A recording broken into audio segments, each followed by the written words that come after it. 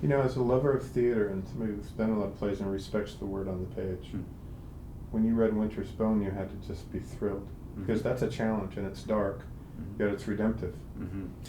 I loved that script. You should love that script. It's awesome. The interesting thing on that one was that I don't have email, and so I had a large amount of lead time. Deborah Grenick, who's an astonishingly capable director, just called and offered me the role. I read it and thought, really? That's terrific. I mean, it seemed like there'd be some more foreboding type of people to play Teardrop, and she said, well, I really liked what you did in Me and You and Everyone We Know. And I thought that couldn't be further from Teardrop, but there's a vulnerability in the character of the shoe salesman that I played in Me and You that she really, I guess, thought would somehow pertain to Teardrop. But again, I don't have email, so I've been sent the script. I loved it. I studied it. I read it daily for about 2 months. I memorized many beautiful long monologues. I was ready to go. We were maybe 2 or 3 weeks from shooting, and I found out that I was about 9 drafts behind. That literally the script had changed a lot of times. When I got the new version, and this is public knowledge. Because you don't have email. This is public knowledge. Well, they just, I guess, thought that I was getting the script, and there was some kind of miscommunication. But the Teardrop that I read, the 9 drafts later was a different character. He'd been softened. He'd been hacked off at the knees. I thought he'd been filed down. I called Deborah, and she and I had wonderful conversations that were never contentious or never about ego. It was really a rare thing to be able to just be completely forthright with someone, as I hope she felt with me, to be able to speak our minds. And I said, maybe you should change the name of Teardrop to Steve, because there's no Teardrop from what I originally read that's still here. And she said, well, I worry that he'll be too off-putting to people and too frightening for people. And she's a terrific director. But in the Q&As we did, she was kind enough to tell the story and say that she was wrong. It's never about being right for me. I just want to express myself and be heard, and then let the director decide. But we met in the middle and brought a lot of the rougher old Teardrop back. Now, that wasn't because I wanted to play a badass. It was because for the story, if the story is a young woman's perilous journey through a dangerous territory and meeting with rough people, if that's the story of the film, then my character best serves that by, as her only real ally. I mean, I would want people to say, this is who this is her only help through this. This guy who we don't know is gonna molest her, is going to kill her, is going to get her killed. I thought the more unpredictable and dangerous the Teardrop was, the more interesting her journey would be. And because when you tell the story, you don't play the ending. No. Again, I have no formal training, but I learned a lot in Austin. But it makes the ending more powerful. Well, if the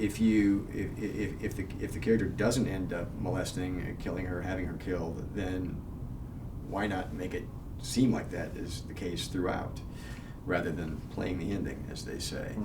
So to serve the story, I felt like the more unpredictable, again, and the more dangerous Teardrop could be, our heroine's only ally, the more interesting the film would be. So that was that.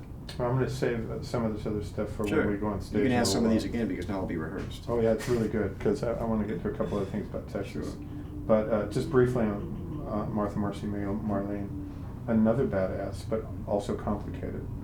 And a real manipulator, but at the same time, you're never quite sure about him. There's a vulnerability in playing bad, I think. There can be. Yeah. There can be. Sometimes as bad as bad, but yeah. But these are complicated people. I'm more interested in dimension than a full human being, for sure. Yeah. That was the opposite trajectory. If Teardrop ends up being a guy, and by the way, Teardrop never changed an iota through the whole film to me. Everyone would say not everyone, but people after which is one would say, I love how Teardrop changed. I loved his journey, his dynamic, his trip, and I would think to myself, he didn't change at all. He was trying to protect his family the whole way through, and if that meant threatening his niece to say, "Don't do this," and once she'd done it, to go help her. But I felt like he was the same guy when we met him in the kitchen, till when he drove off to his presumed death at the end. Patrick in Martha Marcy May was the inverse.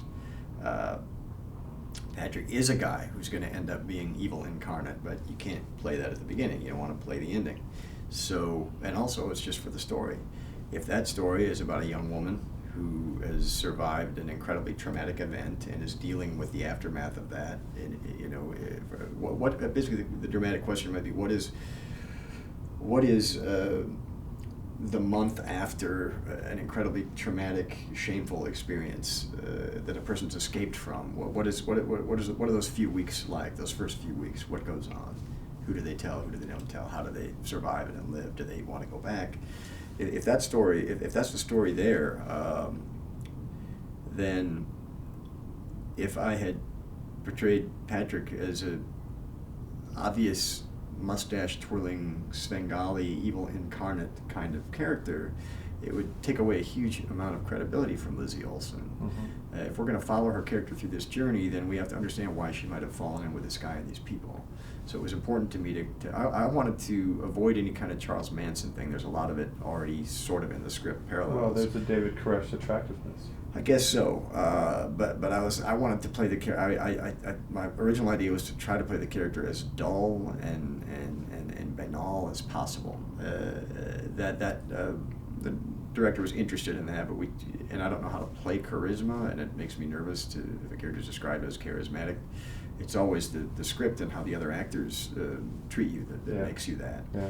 If you walk on stage and say, "I'm the King of England," and people throw dung at you and spit on you, no one in the audience will believe it. If you walk on stage and say, "I'm the King of England," and people bow down, the audience believes you're the King of England.